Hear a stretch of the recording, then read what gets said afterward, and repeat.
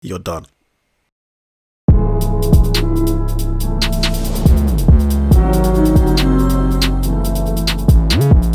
Hey guys, it's me, Zeno BMGV, and welcome to yet again another video. And today we're going to be talking about Dutchavelli, or may I add, Dutchavelli.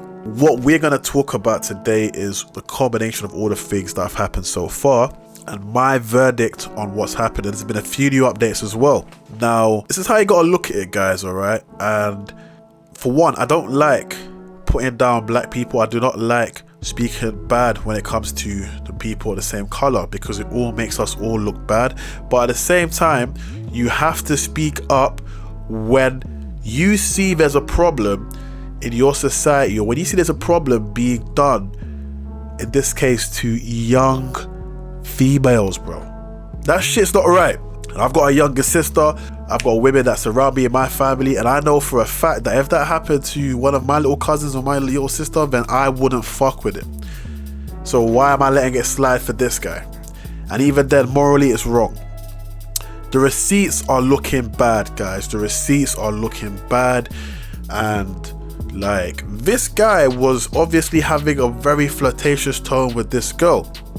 Obviously, what we know from all of this is that the girl is actually the daughter of his former agent, who passed away, unfortunately.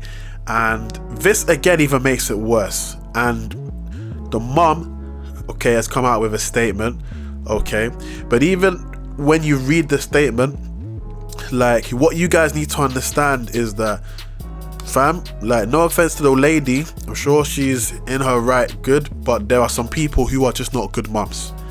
Just because it's a mother that's put something out doesn't necessarily make it concrete that this person is good. In this case, Dutchavelli is good because the woman says she's okay. We don't know if there have actually been payments that have been put out, and there have been a few celebrities and even a few family members who have even commented on the fact of payment possibly being put out to put the matter to rest. Now, hopefully this is something that did not happen, because I don't want this to be the case, but the evidence stacks up against him. If you look at the brother, okay, and even other family members that are involved, even they are angry at Dutch. Even they have said a few things. Even Steph London was kind of like supporting her brother, and even I think it was the brother or the cousin of the alleged victim came out and said that, how can you be backing your brother? And even the way that Steph London even responded to the guy, basically calling out him, saying that, oh, you know what, like basically gaslighting him, saying that, yeah, you know, I know it's your dad, you know, you haven't gotten over your dad's death and all of this. And I honestly, it's sad. Like, that is despicable behavior from Steph London as well. Like, Steph London, like, to be honest, I don't really like famous people anyways. I believe that if you're somebody who is at the top and stays at the top, you're necessarily feeding into agendas that are actually negative for the masses. But aside from all of that, the truth of the matter is Steph London was gaslighting the boy, like the poor boy, and the poor boy was like basically saying, how can you be backing your brother about a situation, okay, a situation that is involving a little girl? Like, you have little girls, like you have a little daughter. How could you be letting this slide? Even if it's your brother, even if it's your family, you shouldn't be backing this behavior, especially when you have younger girls that are looking up to you on your platform. And that I completely agree with, okay? Steph London did not handle that situation well, and she handled it in a very despicable and spiteful manner. Very, very wrong, guys. And apparently, like, what I find sad as well is how the public have reacted to this, okay? The public have basically come out saying, oh, because the girl didn't cry, because the girl did not cry, Dutchavelli is innocent. What is wrong with the world today? Here's the thing. Sometimes when you are a fan of somebody, or when you are supporting somebody so heavily that you back everything that they do, you really back everything that they do. Because a lot of the time we do not like to see our idols being put down. We don't like to see our idols being broken, because our idols sometimes make us feel good. Especially for people that are lost. If you are a lost human being, you cling onto other human beings for hope. You cling onto other human beings to brighten your day, because you in yourself don't love yourself enough to do so. So in this case, a lot of these girls and guys, because you got to realize that this guy was becoming a sex symbol as well. A lot of females were actually loving the idea of him, loving the idea of fucking him. So a lot of people were trying to find any type of excuse to excuse this situation and to excuse the fact that their idol could potentially be a horrible person. And now, with that being said, what you need to also dissect is, what does this guy do? What does he rap about? Is it positive or negative things? Even if said, in my opinion, negative things that he quotes and he says in his music is deemed to be mainstream, is deemed to be acceptable in society, you have to still ask yourself, this is the guy that portrays himself as a gangster, that portrays himself as somebody who will shack the ops, somebody who would run up the ops, somebody who will do thuggish things. This is basically a criminal, and you're backing a criminal. That is how mentally insane our society has become.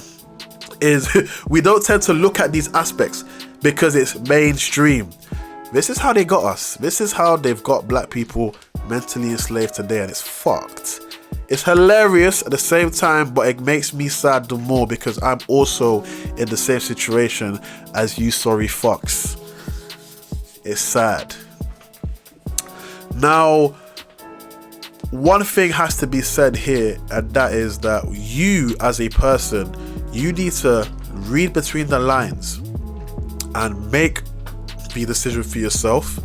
Obviously, I've had time to actually run up on this news and look up on the updates and come to my conclusion, but it doesn't stop here with what I've said. You also need to do your own research as well.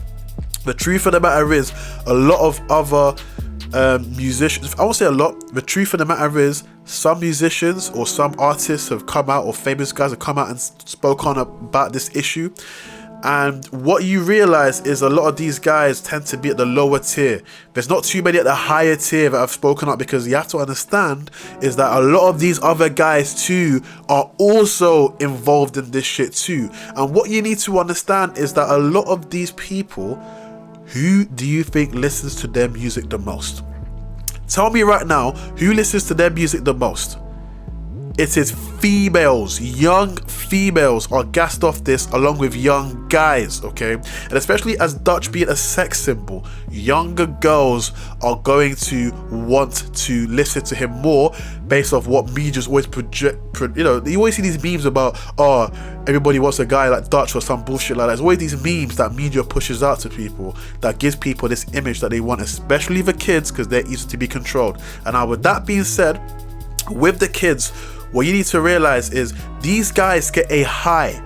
They get a high, like an adrenaline rush, when these girls, young girls, are feeding into their bullshits. Because most of the time, it's the younger girls who will feel like gassed up on this music and will give them the most energy. That's what you need to understand, alright? Because the older women are more clued up.